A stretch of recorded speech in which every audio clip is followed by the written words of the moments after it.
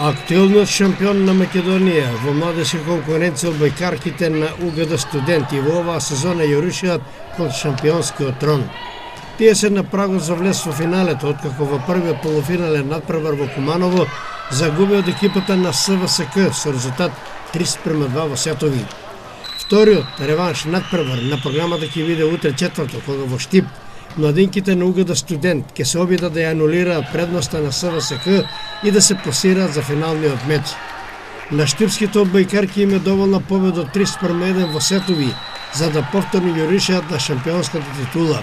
Колку за подсетување, минатата сезона младинките на УГД студент го освоија првото место, откако во финалето ја победи екипата на Јанта Волеј од Скопје. Тие пак се големи фаворити во полуфиналната пресметка со екипата на Перистер Волеј од Битола. Дали ќе има ново финале помеѓу истите противници, ќе дознаеме утре вечер по завршувањето на овие два надпревари.